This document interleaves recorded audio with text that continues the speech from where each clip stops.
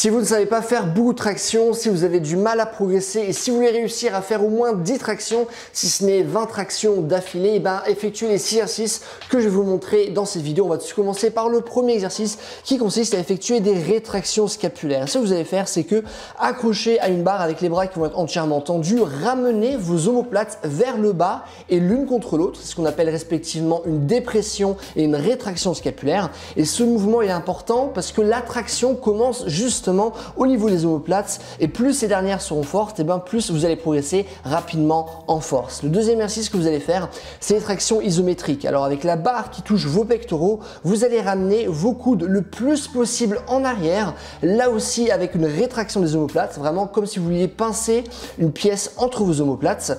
D'ailleurs, ce qui va vous permettre de bien activer votre dos et rester dans cette position pendant le temps imparti. Ça vous permettra de renforcer la position de fin des tractions dans la mesure où les études nous montrent que lorsqu'on fait du travail isométrique, c'est-à-dire on va toujours rester dans le même angle, sans raccourcissement musculaire ou sans allongement musculaire, ces études montrent qu'on va gagner principalement dans la force, dans l'angle dans lequel on travaille. Du coup, avec le premier exercice, vous aurez bossé le début de la traction, avec le deuxième exercice, vous bossez la fin. Ensuite, pour un troisième exercice, vous allez effectuer des tractions excentriques. Ce que vous allez faire, c'est que vous allez commencer dans une position de traction isométrique, comme on vient de le voir juste maintenant, et vous allez vous laisser descendre avec un contrôle jusqu'à ce que vos bras soient entièrement tendu. Et cet exo il est intéressant parce que généralement on est plus fort en excentrique, c'est-à-dire lors de la partie négative du mouvement, donc là on va descendre, qu'en concentrique, c'est-à-dire la partie positive du mouvement, donc là on va par exemple monter, ce qui vous permettra de bosser directement vos tractions et donc accumuler pas mal de volume sans pour autant avoir besoin de beaucoup de force. Concernant le quatrième exercice, on va faire un mélange hybride, c'est-à-dire que vous allez faire des tractions iso-excentriques. Donc qu'est-ce que c'est? C'est simplement une traction excentrique. On va faire des pauses au moment les plus durs afin de justement combler nos faiblesses et créer spécifiquement de la force là où on en a le plus besoin. Une fois que vous avez fait tout ce travail, maintenant on va pouvoir s'intéresser à du travail beaucoup plus dynamique. Vous allez pouvoir commencer avec le cinquième exercice qui consiste à faire des roses. Alors plus votre corps est vertical, plus l'exercice sera simple et réciproquement, plus votre corps sera parallèle au sol, plus le mouvement va être compliqué. Et cet exercice va nous permettre de travailler tous les muscles qui vont être utilisés lors des tractions traditionnelles, comme par exemple le grand dorsal, les omoplates, les biceps, etc. Et ce, tout en nous permettant de faire un travail qui va être plus dynamique. On pourra justement bosser la fameuse phase concentrique, cette fois-ci, du mouvement. Donc ce que vous allez faire, c'est commencer avec les bras tendus et avec un corps qui va être bien droit et gainé, vous allez ramener votre torse au niveau des anneaux, tout en ramenant vos coudes le plus possible en arrière, là aussi avec une rétraction scapulaire. Et on va finir par le dernier exercice qui consiste à effectuer des tractions en cluster. Qu'est-ce que ça veut dire? Ça veut dire que si vous n'arrivez pas à faire beaucoup de tractions d'affilée, vous pouvez effectuer vos séries avec 10 secondes de récupération entre chaque répétition. Ainsi, vos muscles et votre système nerveux seront plus frais et donc vous allez avoir accès à davantage de force lorsque vous allez effectuer ce mouvement-là.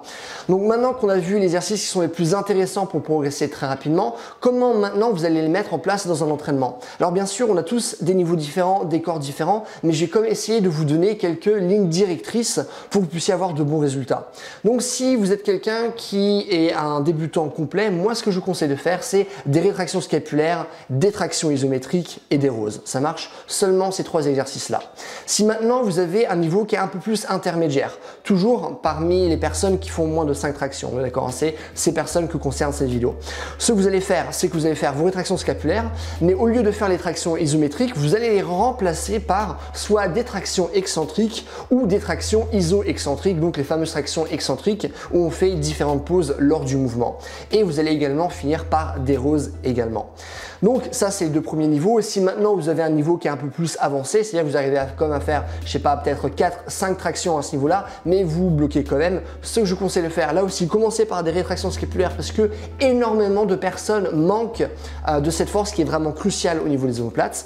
Et ce que vous allez faire, c'est que vous allez par la suite faire des clusters, donc des tractions en cluster avec du coup de la récup entre chaque répétition, et vous allez finir avec du travail de rose au niveau des anneaux, parce que notamment ce travail de rose au niveau des anneaux peut nous permettre justement de bien bosser la fin du mouvement. On est obligé de bien ramener la barre au niveau des pectoraux et ben là ça va également beaucoup nous aider. Donc à la fois d'avoir cette force verticale avec les tractions et cette force plus horizontale avec les roses, ça va être très intéressant. Et si on couple ça justement avec le travail de force scapulaire qu'on a pu voir jusqu'à maintenant, et ben vous allez avoir des résultats qui sont absolument fous.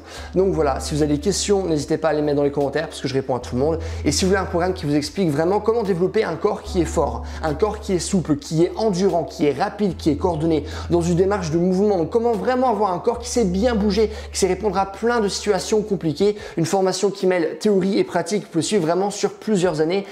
C'est vraiment une formation qui est excessivement complète. N'hésitez pas à aller sur mon site, c'est le premier lien dans la description.